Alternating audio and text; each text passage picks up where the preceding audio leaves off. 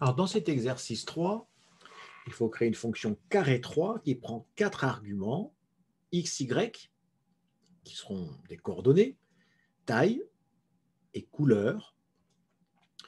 Donc, le changement par rapport à tout à l'heure, c'est qu'on rajoute 2 arguments, x, y. Donc, en fait, le carré va être dessiné en x, y, correspondant aux coordonnées du sommet en haut à gauche du carré.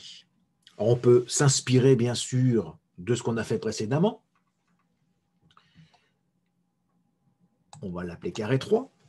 Donc, on a dit comme argument x, y, la taille et la couleur, dans cet ordre-là. Donc, ça ne change pas. On va définir la couleur. La taille est la bonne ici. Donc, tout ça ne va pas changer, sauf que il faut commencer le dessin, puisque finalement, quand on a observé ce qui s'est passé précédemment, le coin supérieur gauche, c'est le commencement de notre dessin. Alors, petite parenthèse, ça, c'est dû à l'instruction turtle right. C'est parce qu'on a commencé à tourner à droite. Si on avait tourné à gauche, eh bien, on aurait commencé le dessin au sommet inférieur gauche, ce qui aurait posé, alors pas vraiment un problème ici, mais ça nous aurait obligé à réfléchir un peu plus. Donc là, en fait, il suffit de dire à Turtle de se déplacer. Turtle go to en XY. On va faire une faute exprès, une petite faute, et on va lancer donc cette fonction carré 3. On va le déplacer, on va le mettre en 50-150, le curseur, et puis une largeur de 100 pixels, une taille de 100 pixels, en rouge, c'est très bien. Allons-y.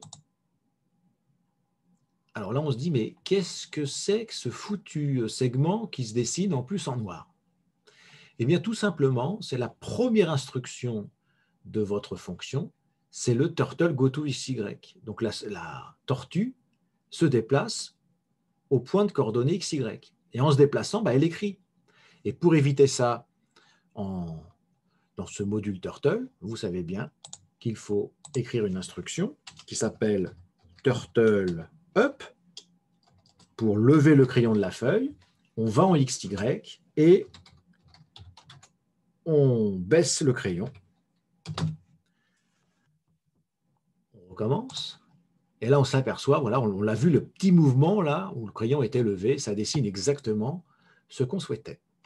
Voilà pour cet exercice numéro 3.